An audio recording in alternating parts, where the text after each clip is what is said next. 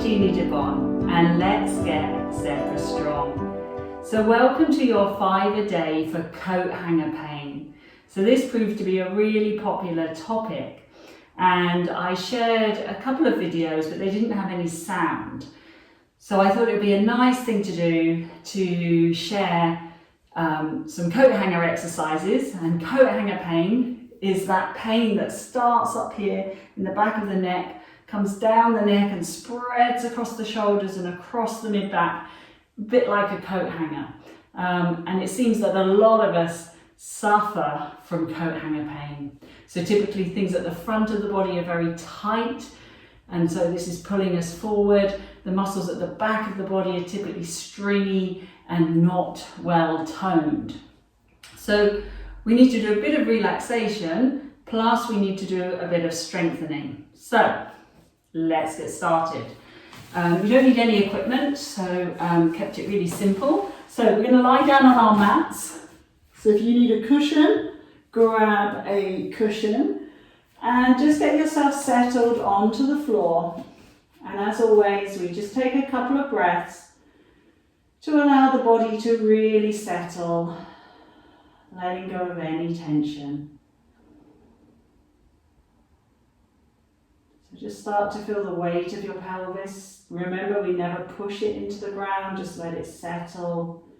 Feel the weight of the ribs and the head. Now we're just going to bend at our arms, so our elbows stay on the ground, fingertips up at the ceiling. So we're going to start with a little bit of relaxation to help with this coat hanger pain. So as I exhale, I'm going to feel the spine and the back of my body get heavier to allow my arms to float up very, very softly. Try not to lock those elbows. Keep those shoulder blades nice and heavy on the ground. So if they've come up with you, just let them slide back down to the ground so you feel really heavy across your back. Palms are facing each other. So we're just going to very gently inhale to lift the shoulder blades up off the ground. Exhale to let them get heavy again. So we're moving the muscles, the bones, the joints, trying to mobilize and release tension from the upper back. Inhaling up, exhaling down.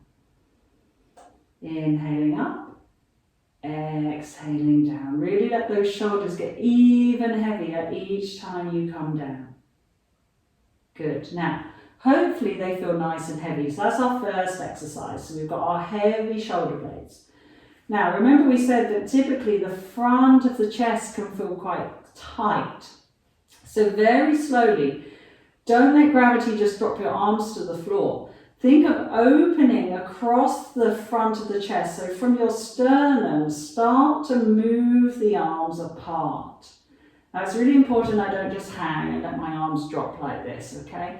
I'm thinking of holding from the back of the body. So as I open the chest, I'm going to hopefully feel a little bit of opening across, sort of from the sternum out to the armpits. And as we exhale, we're going to bring the arms back together. Shoulders are still heavy on the ground. So we very slowly widen the sternum. Feel the chest opening. Now make sure those ribs aren't flaring as you do this. So as you open the arms, we don't do this. Okay, we go as far as we can where we feel the spine is still heavy. So we open the arms. It's not about the range. It's not about getting to the floor. It's about feeling a change in your tissue at the front of your body. One more time. Open it up. Feel that opening across the chest all the way to your little fingers. Shoulders are still heavy as you come back. Feel that weightiness there. And then just start to softly bend the elbows. Keep those shoulders heavy as you come all the way back down. Very good. Now, we're going to roll over onto our tummy. So this was in the original video. Okay, so this one really demonstrates that coat hanger pain. So we've got our elbows coming out to the side. You can put a cushion under your pelvis if your lower back doesn't like this position, so make sure you feel comfy. I'm going to rest my head on my hands, and I'm going to feel or try and connect with that coat hanger shape. So up into the back of my neck, out to the opposite elbows, and down into my mid-back. And we're just going to breathe and try and breathe into that coat hanger shape. So feel your back widening. Be conscious of the distance between your two elbows. And the next time you inhale, without pushing into your elbows, you're just going to inhale and try and lift without moving your head or neck, as in on its joint. Keep looking down at your hands. See if you can gently lift the head and the neck and the upper part of your back. You can see that my ribs are still very much on the ground. As I exhale, I soften and articulate the spine all the way back down. My head touches the ground as last. So I inhale to come up. Exhale to go down. Really allowing the shoulders to feel soft. If you feel that your shoulders are coming up to your ears like this, try and let them go. Drop that tension out of your shoulders. Have some space for your spine that's coming through the middle of your shoulder blades. Try not to use your glutes, your bottom muscles. They'll be many people desperately trying to kick in and help you do this. So try and keep them relaxed, and if you can only lift a little bit, but that means your bottom doesn't get involved, then just lift a little bit. Okay, let's come up, take your time. If you need to do a little cat to stretch out your back, after doing that, just go for a little stretch. Just move your spine a little bit. That's a nice exercise. It's not in the coat hanger officially, but it's a nice little stretch to do when you've been lying on your tummy.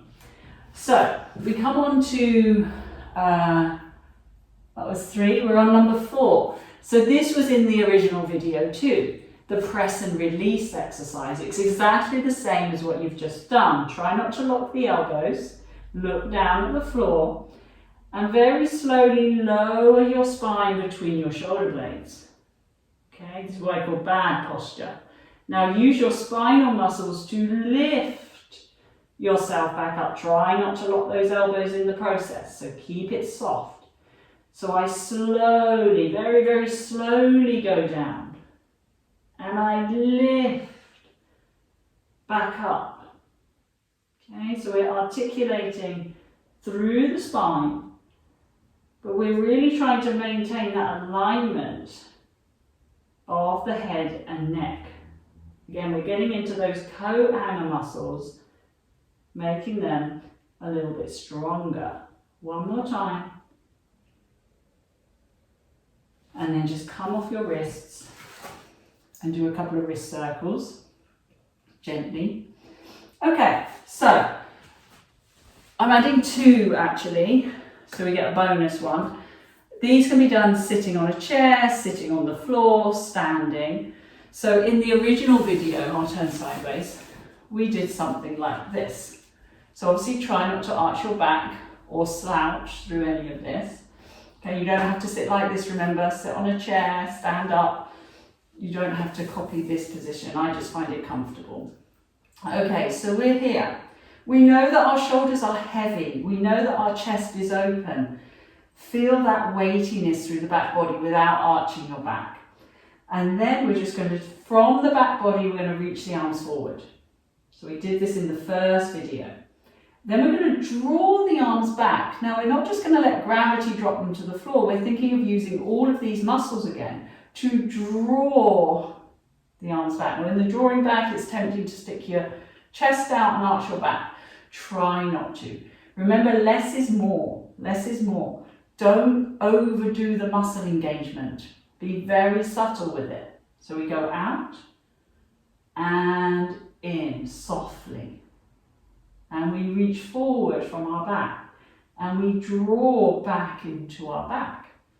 One more time, we go out and in. As it comes in, we don't want those shoulders rolling forward. So make sure that hasn't happened. Okay, if you're very mobile in the shoulder, that's going to happen. So just try and keep this back. Now in the original video, we did this,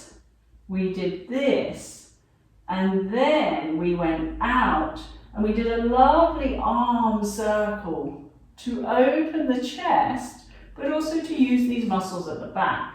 So we go 1, 2, 3, bigger version, 4, circle. Last one, 1, 2, reach forward from your back, don't go with the arms, stay back, and around. Very good. And then our final one, which I've added as a bonus, I've done this before, this one.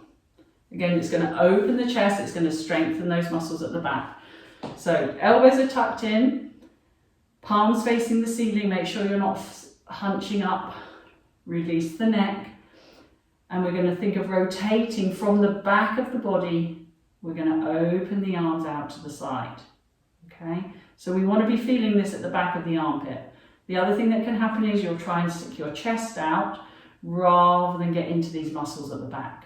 So try not to let that happen. If you can only do here, but you're managing to keep alignment, much better than doing this and sticking your chest out. Okay, so we go out and in. Rotating the arms. We're starting from up here.